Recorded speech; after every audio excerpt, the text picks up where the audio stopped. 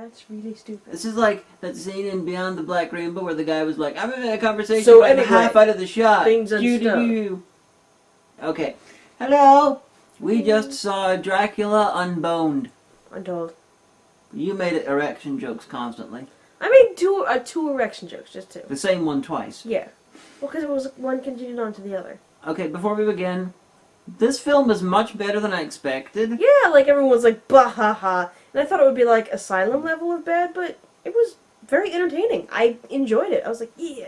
I didn't like it as much as you did, but 'cause I had issues. But Oh, I was expecting a train wreck. I didn't get a train wreck. I'm a little bit disappointed in that. You got poor man's Orlando Bloom. Yeah, He does. He does look like Orlando Bloom, seriously. Luke Evans, the guy from The Hobbit that looked like Orlando Bloom. But who wasn't? Yeah, someone's going to say, Legolas? It's like, no! Legolas doesn't look like Orlando Bloom. So, I'm going to make this easy for Bard you. the Bowman does. Yes. I'm going to make this easy for you. Don't think of this as a pure Dracula biopic. Think of this as a Vampire the Masquerade background story of how your character came to be, and you will have so much more fun. Don't worry about, oh, did they really dress that way? Was there a gulf there? Was this really filmed at the Giant's Causeway? Yes, it was. It was filmed almost entirely in Northern Ireland, as the tourism board was quick to point out. But go into that way, and you'll sail through it. It will be a pleasure. This is a bit like an inverted Bram Stoker's Dracula, because Yeah. that one's like, we got 5 minutes on how Vlad became how Vlad became a vampire, and we got shadow puppets and with crazy red armor, and oh no, my wife fell off a tall thing, she's dead. Vampire. I was impaled. How foolish I was. Yes, it worked. But then this one is like, we got 90% of the movie is that, including but no shadow puppets, and the music wasn't as good as Bram Stoker's Dracula. Yeah, and the armor, okay, red, funky looking armor, fine, but Bram Stoker's Dracula looked like muscly sinew bitches. Yeah, well, whatever. Bram Stoker, you do not out ridiculously awesome Bram Stoker's Dracula when it comes to vampire movies in Yeah, but he costuming. had like Dragon Age kind of armor, and I was like, oh, I want that. I want that for my Inquisitor. Oh, yes, with the dragon eyes. Yeah, I can see it for that, but you know, it looked like they were trying to outdo the armor from BioWare, get on that. I want that. I'll pay it down. It's like the Red Dragon plate. Yeah, almost, except more like ostentatious. But it's like they were trying to outdo Bram Stoker's Dracula there. It's like, no, you cannot outdo Bram Stoker's Dracula when it comes to costuming. It's impossible. I'm going to summarize now. Okay. Are you done, like, squeeing all over the place? What, like, what's something else to say? What? This is also like, there's a bit like Dark Prince, The Legend of Dracula, where Rudolph somebody or other played Vlad the Impaler. It's a biopic. Unlike this one, it had Dracula without his mustache. And he had a kind of like a sexy kind of stubble going on there. Yeah, but in Dark Prince, which actually was bizarrely more historically accurate, but it ends with Vlad dead, and then this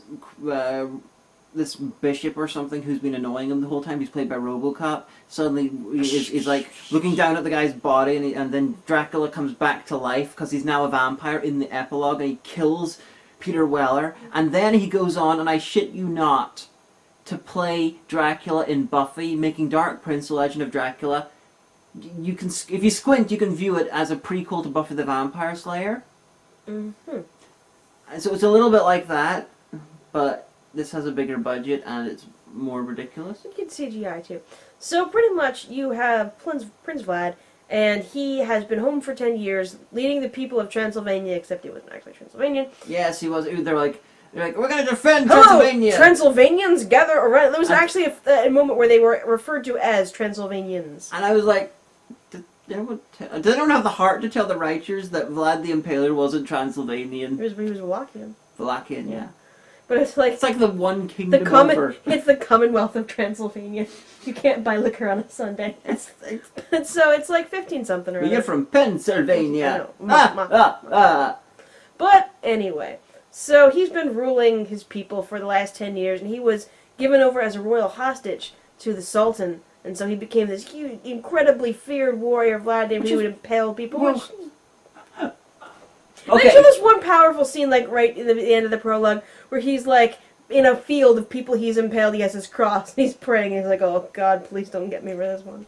It's like, Vlad ate his meals. He didn't pray in front of them. That would be ostentatious. Well, anyway. But So they seem to not understand the difference between boys being taken to the Turks from the Romanians and being turned into janissaries and royal hostages. Because, Vlad, as a young boy being taken and being forced to live in the Sultan's palace, he might have felt like a slave, but he wasn't. He was there, living as a noble, and learning with school with a noble whipped. and all. He learned how to be a warrior, and so he could have had like this whole Stockholm syndrome He thing. could have. I don't know if he was whipped. It's possible. Yes, it was. He just like because no. his scars In the real world. Oh. Seeing the film, this film doesn't. I was summarizing the film. The film is conflating the two. Oh, this film. Okay, this film. You've got Vlad. They have got the hostage thing in his backstory, which it happens. He has like but scars, and his wife's like, "Oh, your scars." But to them, this is the same as being a slave. Apparently, that.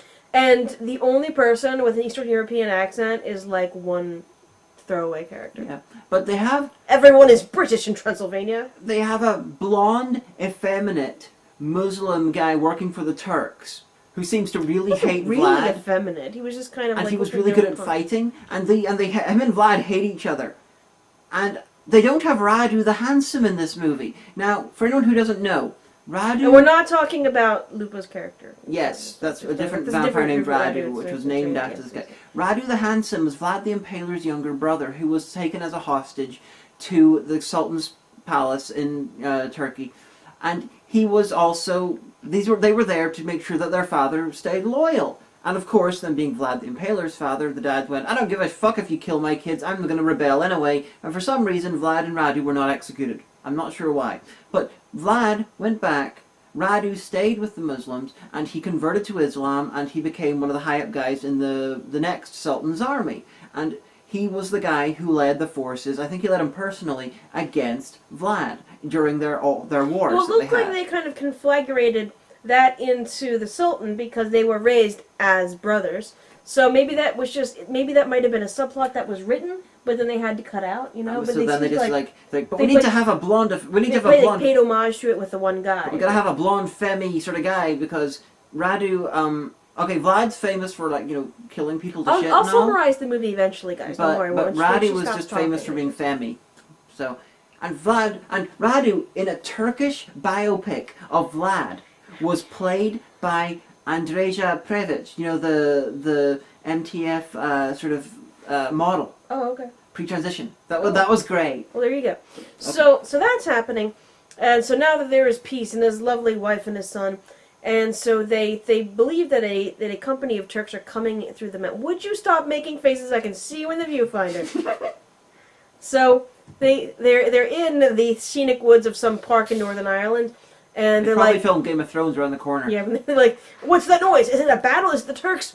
Oh no, it's Jon Snow. It's like, Charles Dance isn't sure which character he's playing in Northern Ireland today. Well, he was already in the country. But so they think that this Turkish company is up in the mountains. So he's like, we will go to Broken Tooth Mountain, which has been effectively CGI'd onto the Giant's Causeway. So I did not notice the rest of the causeway there. I noticed it in a drawing. Because they made the part that was the sound stage, the part where you could tell that the rocks were fake, the basalt columns, so it fit in with everything else. Yeah, I'm just saying the actual recognizable Giant's Causeway. But I only noticed that in a drawing. Yeah, but they didn't go down. They didn't go down where the stuff was. They were up on the cliffs. Oh, yeah. The one you have the picture of in your phone. Yeah, they were up on the cliffs. I recognized that. If you were there, write the show. Okay. So they go into this cave like, aha, we'll get the Turks. And like, oh, the Turks are already dead. Oh, Jesus Christ. And they're attacked by this ancient vampire who kills his two guys. We got a powerful conniving bastard played by Charles Dance in something filmed in Northern Ireland. Typecasting! So he goes to this monk and he's like, you'll never guess what I saw in this cave. And the monk's like, well, actually, I've been meaning to talk to you about that. See, he's this vampire who summoned a demon one time, like centuries ago, and he's kind of been cursed to the cave. So he's like, well, don't tell anyone. The monk's like, I gotcha. So the next day is Easter, as they tell you. It was really great because his wife he's tucking his beautiful son into bed. He looks like Bran Stark. He really does. Great. So that makes Mother Hodor. So she's like, don't forget. She's like, can I go riding tomorrow, Father? He's like, sure you can. She's like, no, tomorrow's the day of our Lord's rising. Oh, that's Easter, by the way. Which is the weirdest line ever. Like, oh, don't worry, audience, I got you. So they're having an Easter feast, and they're like, hooray. And then some of the Sultan's men come in like, oh, you know, hey, dog, what's up? And he's like, oh, here's your silver tribute, asshole. And he's like, oh, well, what about that company of our men that you killed? And he's like, I didn't do that. I don't know what you're talking about. Because he didn't. And the guy's like, oh, yeah, by the way, we also want a tribute of 1,000 boys. And he's like, you can't do that. He's like, well, I just did. I'm fairly sure in real history it was 500 boys every year. Yeah, but, well, it was 1,000 boys right now. And so he goes to talk to the Sultan, who's now this guy that he grew up with. You notice, in the Vlad's court with the thing, they had a lot of boyars there, and those boyars as well. If you know the real history, they should have all been dead by that point. But this one's like, Vlad, he escaped, he became boss. He was completely killing everyone, insane Psycho Vlad the Impaler, as he was known. And then in this one, he's suddenly become like peaceful Gandhi Vlad the Impaler, who's like embarrassed about what he did previously. He has like sexy jawline. So I'm no longer that guy. I don't drink anymore. Yes, and also I pray and I'm pious. Because in some of the legends, he is pretty pious. But so he goes to his wife, he's like, I'll talk to the Sultan. So he rides off to the Sultan, and he's like, look. And the Sultan's like, no, you know what? I want your boys, and I want your boy too. And he's like, no, take me. I'm as powerful as a general, you know that. And he's like, yeah. Well, and someone's like, dude, I got 100,000 million guys. You three saw 300. Those 300 guys got killed. Besides, my son's Tony Stark. Yeah. So he, like, cuts his thumb, and it was really cool because he had this document on it. He cuts his thumb and he stamps it, and so they're going to do the trade of the son. And the wife's like, no, you can't do this. And he's like, no, I have to because we don't have an army, so I can't actually defend our country, so just don't worry about it. Why does he not have an army? Well, because he's peaceful now. Well, maybe all of... Yeah, but it's medieval times. Even if you're not at war currently, you're going to be at war at some point. Yes, but all these people are being peasants. It's not like all of a sudden you drum up a standing army and they're ready to fight. They are serfs. They're getting hit. They can hit the ground with a stick. That's what serfs do. But medieval kingdoms always had some kind of army they could use. Well, their people had been decimated for a long time. They were a tiny and crappy army, but they, in real life, but they still had an army of some sort. But here's the thing, though. If the Sultan's been taking all of these boys, like, they have pretty much a lost generation in that area. So he's only been back for, like, 10 years. So the guys who are young men, maybe can fight, kind of, but they're not the equivalent of the standing army of the Sultan. No, but my point is, in the real life where they were doing much worse, they still managed to have an army. The line in the movie was, also, you don't have an army. Do you debate that was the line in the movie? No. Okay. I'm debating the movie being stupid. Okay. He doesn't have an army, and he's like, oh no, listen son, you gotta be strong. He's like, I'll do it, Dad, I'll be a royal hostage to save everybody. He's like, that's cool. And the little lackey guy's like, huh, can we expect more of a fight out of you? He's like, that's it. And he hauls off and kills them all. He's like, take to the castle, the Sultan will be pissed. Mustache or no, that was a very nice Vlad the Impaler type, like, stab everyone. And then they're Vlad meets Bruce Lee. Yeah, and then the Sultan's forces are kind of standing around awkwardly like, well, now what? So he's like, take everyone back to the castle. I'm going to find the thing that will defeat the Turks. So he goes up to the cave, and he meets the vampire, and he's like, look, do me a solid, help me get rid of the Turks. The vampire's like, no, here, I'll do you one better. So he, bites his arm open, he bleeds into, like, the skull of this guy he just crushed. And he's like, drink this, you'll be a vampire for 3 days, you'll have all these powers, and everything will be cool. And he's like, what's the catch? I like to imagine that's how they got Charles Dance into the film. They went in there and they got the director to, like, drink some blood from, like, a skull he just had. Bring me Charles Dance! No, Charles Dance is, they had to visit Charles Dance, so he had killed a guy, and him and Udo Kier lived together in a cave, and they just eat people. So pretty much. So he's like, what's the catch? Well, alright, so you'll be really powerful, but here's the thing, you'll be dead for 3 days, and also if you drink any blood, any human blood, that's it, you're a vampire forever, no dice. Also, you'll free me, and I will get to escape here, because he was bound there by some kind of magical genius, to go take revenge on the guy who created me. Yeah, the Charles Dance vampire will only escape if Vlad drinks blood within those 3 days and becomes a full vampire. If he will not escape if he becomes human again. Yeah. And this is so obviously refilmed because originally this was a standalone film. It was only in post-production they decided this is going to be the beginning of their MCU. And we'll get to that in a second. And their Monster Cinematic Universe. So he does that, he has some visions, and he's got great vampire powers now. He has all the levels of protein, he can turn into a bat, he can turn into, he can't really turn into mist. I didn't see him do that.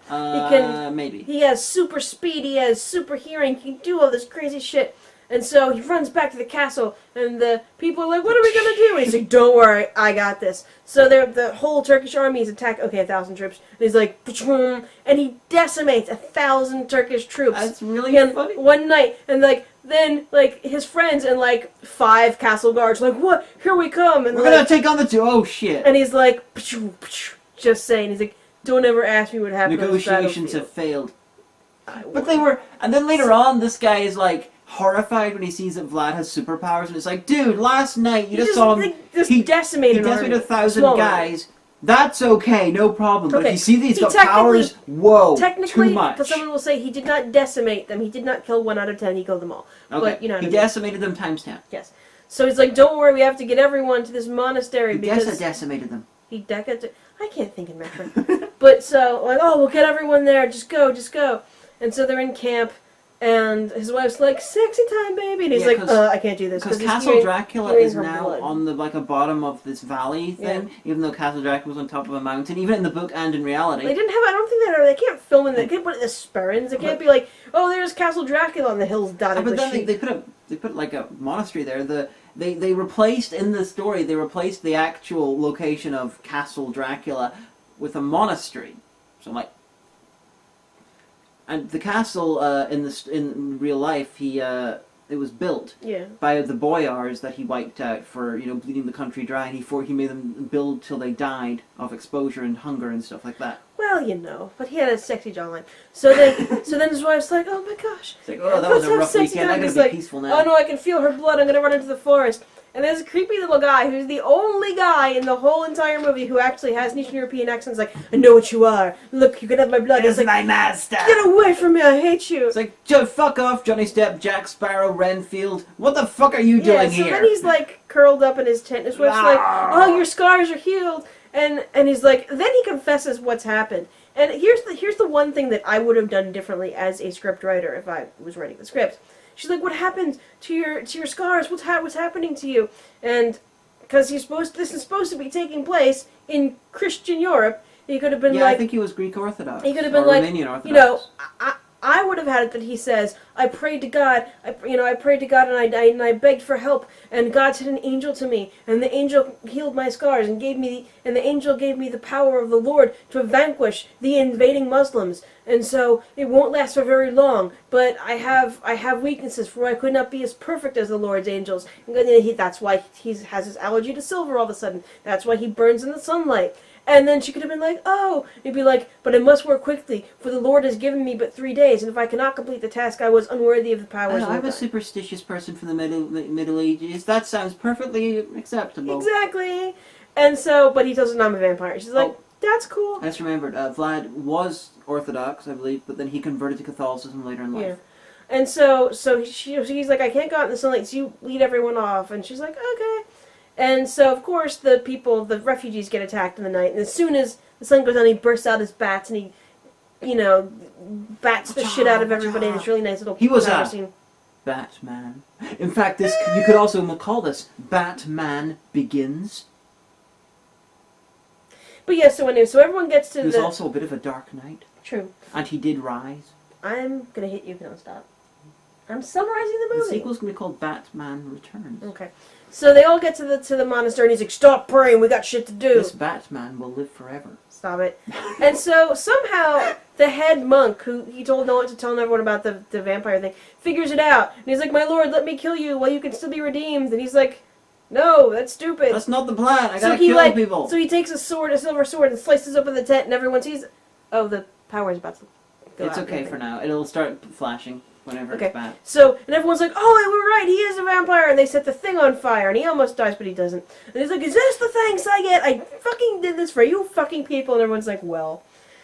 So, they have... And I like how the entire population of Transylvania, it can fit in a monastery. Well, no, he said take most of our people, because he was thinking that if they saw most of the people gone, for some reason they would go after the ones that had left and leave everybody else. And at Castle Dracula, they left a forest of, impaled people, because, No, they were impaled Turks, though, because they all had the hats. Yeah, they left them the forest of the impaled. It's like, suck my impalation, bitch. So they didn't stop them via fear, though, like how it happened in real life. Yeah. It was stopped in army, like that. And so... everyone's like, oh, Sultan, what are we going to do? And he does something that wasn't really that bright in retrospect. He decides, he's like, well, they cannot fear what they cannot see, and blindfolds 100,000 men and has them march in formation blindfolded, which I have pointed out, if they have been trained to do so, is possible, because when I was in band camp, we practiced it. Now, we just did it for fun, just for a laugh, But if you've trained it as a soldier, it's technically possible to keep in step. If your steps are an even measure, and you've been trained to step at even measure, it would be hard to bank, and it would be hard to stop without everybody hitting each other, but it technically could be done. It would require a lot of straight lines and a lot of even ground. Well, they were marching. They were marching in almost Roman formation. Even they were going through forest. Well, and up hills and stuff with big rocks. No, because their camp was on the plains. They were coming through that yeah, tunnel. But even a plain thing, then you would need an artificially straight and flat I wondered about that, and I thought that probably what would happen is the line captain, the guys on horseback, the generals, were not blindfolded. So they would call out to their line captain, acting like a ship's bosun, oh, there's a step here, there's a step down here, and the thing would filter back, which is how you would stop. The person in front would call halt, and that would filter back, and everybody would halt at the same time without bonking into it. But anyway, it can be done. I think it can be done. I still think it's unlikely. It's unlikely, but it is possible. And Mythbusters say plausible. I wonder about the Sultan's logic about this, because the was thing that's kind of scaring stupid. them isn't bothering them while they're walking. Right, it's whenever it's killing them in battle. Right.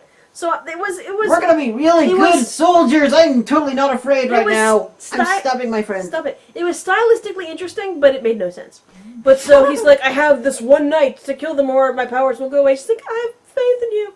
So he calls every bat ever to the castle, and then he takes them and he's using his hand to direct them, the part with Mummy. Batman Incorporated. Stop it. And so millions and billions of bats just plow into the Persian army. They're all like, blah! So he's like, I got this. And he goes into bat form and he goes down there and he's beating shit up and guess what he thinks of the Sultan. But no, it's a guy wearing the Sultan's armor. And I don't know how the Sultan got into the fort. That part was never No, the explained to Sultan us. was in the battlefield. He was dressed as a regular guy.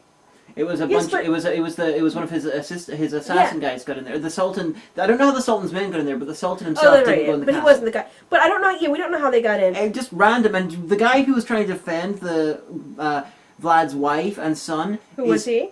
This is I can't remember his name, but he played Stone Alexander. 25-year-old Stone Alexander in Megiddo, the Omega Code 2, which review you should be seeing in 24 hours or so. It's the next Hagan reviews, and he's there. He's at 6'6", got a jawline made of granite. You could carve cliffs out of this guy's jawline, and somehow within 20 years he becomes Michael York in the film. Yeah. But here in this one, he's like, you can't see my jawline because I got a beard. But he dies. Oh no! He gets. And then he vampirizes. Yeah, and then so his wife is screaming because she and the son are on top of the huge dais on the top, and she's falling off, and he's like, oh no, and he bats his way up there, but he can't get to her in time, and she's falling, and the sun's coming up, so he falls. It's the end of Amazing Spider-Man 2 again. But the problem is that she fell first, and they have both reached terminal velocity, so they're both falling at the same rate, so he will never catch on to her, unless he found a way to make gravity more, which he can't do. Well, he was flying, though. He was so flying. So he could go faster. But he still has, his mass is still the same.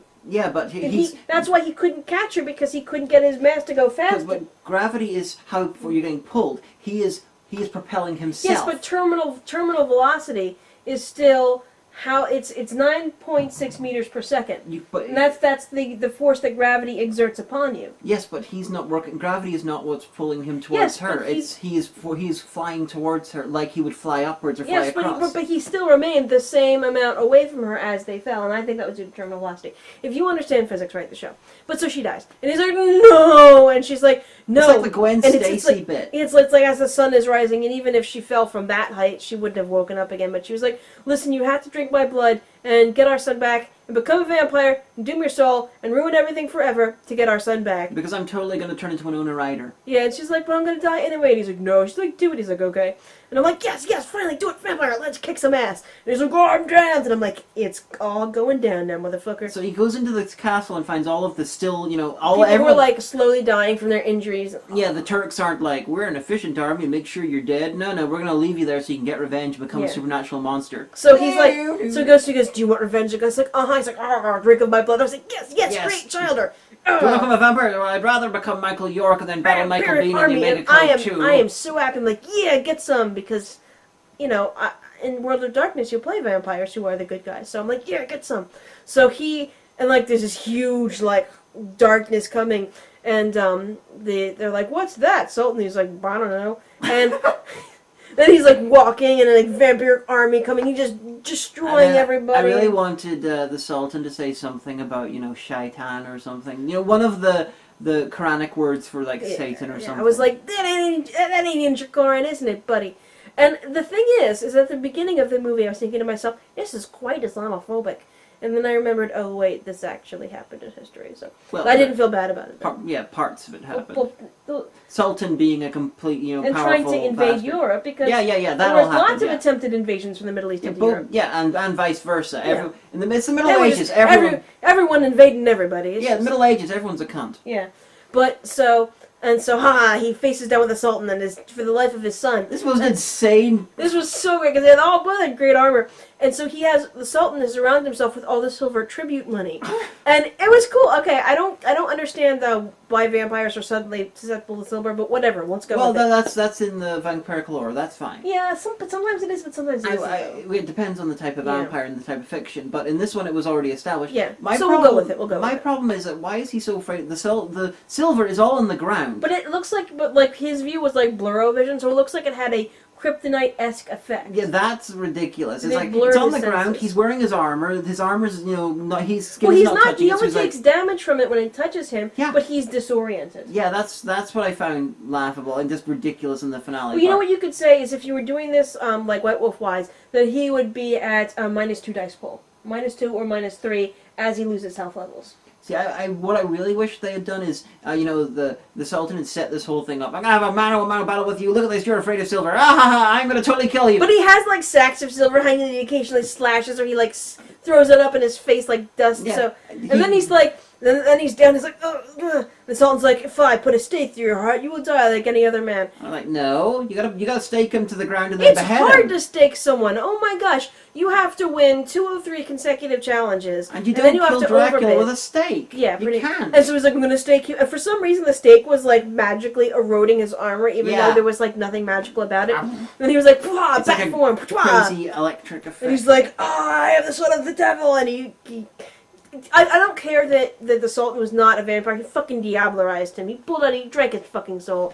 He's like, come on, son, everything's gonna be fun. I was like, yeah, vampires. I really wish the rather than actually having the ridiculous over the top fight, if only they had the Sultan being all like, I set this up, this is amazing, I'm a genius, I'm gonna totally destroy you, ha, here's silver in your face, ha. Vlad's like, it's just touching my armor, I'm perfectly okay, and he just snaps his neck really quickly. There shouldn't have been a fight, it's just here, dude. You're an idiot. Vampires! It's like, my son is gonna be Tony Stark! So then he goes out, he's like, don't worry, son, and all of his, like, army of vampires. Now this is the part that I had a problem with, because technically, I think I am a fan of where if you create spawn, or you create vassals, your child, or whatever, then they are partially bloodbound to you, and you can control them, because his sire, Charles Dance said to him, someday I will come, and you will serve me in this great struggle that I have as my earthly pawn. Because it'll be our version of the Avengers! It'll be just like a jihad, not the Islamic one, like the Vampire the Masquerade one.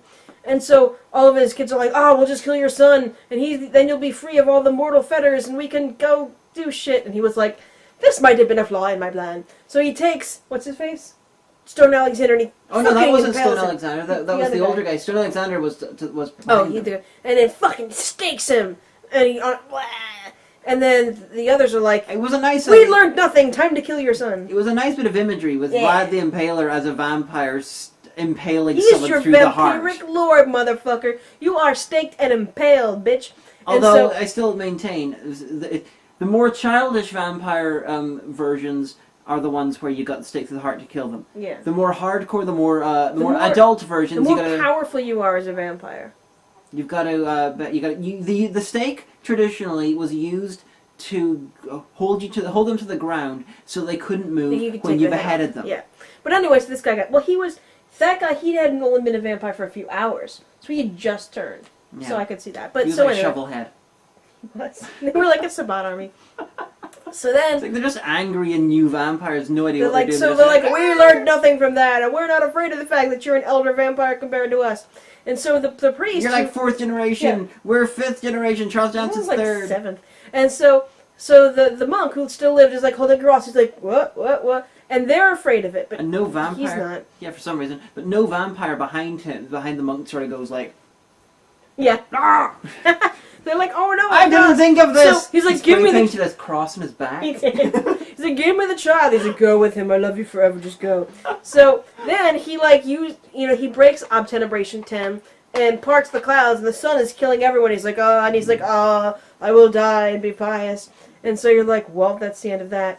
And then Jack Sparrow, Renfield comes back. Yeah, then my master, I will give you my blood.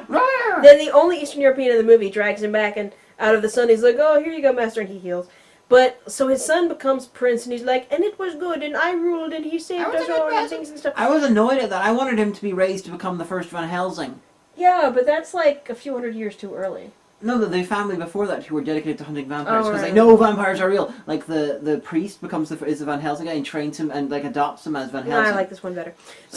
So then it's like be poetic. Van Helsing like is a descendant of Dracula. Yeah, but it's not that way. So then you see the castle in like modern day, and he's like, "Hey, baby, how you doing?" To this woman who's played by the same actress as his wife, and she's like, "Bye, creep." He's like, "No, milady." I don't think that was the castle because he said to her. Yeah, but it fades off into that. Okay, yeah, because they're in like London or something. You pan past the castle, and it's like a modern city with skyscrapers. It's London because the woman was Mina Murray. And that's right, she's English. So this is like Dracula the novel, but in the modern day. And so she's like, "Where are you from?" Hi, creep. And he's like, "Let me quote this poem that like my wife quoted like back in the 2,000 years ago." She's like, "I love that poem." He's like, "Okay, like 400." Yeah, whatever. And she's like, "I love you." And then like Charles dances there with his vampire claws on the table, watching them. And he's like, "It was me, the master vampire. It was me the whole time." Charles Dance should be. Yeah, and he's like, "So the game begins." And I'm like, "Sequel? You know it, baby." And I'm like, it doesn't seem there's going to be a sequel. What it looks like it's going to be is this is the first of the Universal Monsters series. I'm cool with that they're going to do like a Marvel Extended Universe for like the classic monsters. Yeah. As a fan of World of Darkness, and if you don't know what I'm talking about, Google White Wolf World of Darkness, and you'll find all of the game lines. They've recently been taken over by, or the license has been given to Onyx Path, a publisher that is republishing all this stuff. And actually, if you search Onyx Path on Twitter, you can find their tweets from about 2 hours ago, today Eastern Time, when their Kickstarter for Vampire the Dark Ages, the reprint, has just gone live. So if you can, throw some money into that, you'll get a really nice version of how to play vampires in the Dark Ages, so you too can attack Turks and Crusaders and witch hunters and get some, vampires. So I'm expecting this and the CGI was good. I'm expecting Charles Dance to turn up in most of these movies. He's going to be somehow manipulating them all so that in their version of the Avengers, he forces Dracula, Frankenstein's monster, like the Wolfman, the Mummy, all to team up against like this demon. If it's done well enough, because all of these are public domain creatures, if it's done well enough, okay, if it's done at least as well as Dracula Untold, I'm on board for that. They're not all public domain. Black Lagoon is not. Creature from the Black Lagoon, but he traditionally wasn't one of them. No, he's a universal monster. Really? I'm pretty sure he is, but he's I mean not... the ones that have cereals. Cereals? The Frankenberry and Count Chocula and Blueberry and the Tutti Frutti Mummy and the werewolf one. I'm just they're Americans. You know what I'm talking about. It's Count Chocula. The Universal series is like 20 years long. I know. You know, the Universal horror movies, they were the first ones to work out. Okay, they invented the idea of horror franchises. Ooh, like if the Mummy was done like Mummy the Created, again from White Wolf, where it's like, oh, see, you were a king back in the day, but magic bound you, and now you can come back into the cycle of rebirth, and right some wrongs.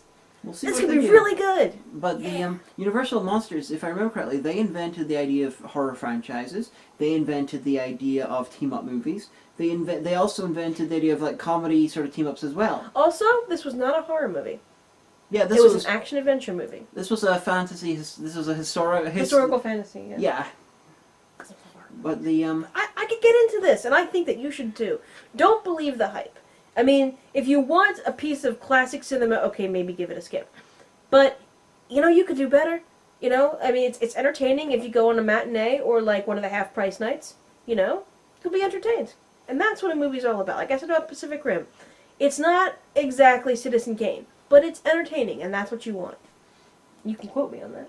It's Bram Stoker's Dracula remade in reverse. With, like, sexy bullet time fighting. Yeah, yeah, yeah. Bats. Love it. Are there any other obscure films that I should mention here to sound impressive? I don't know. What's your quota for this week? So Dracula Untold.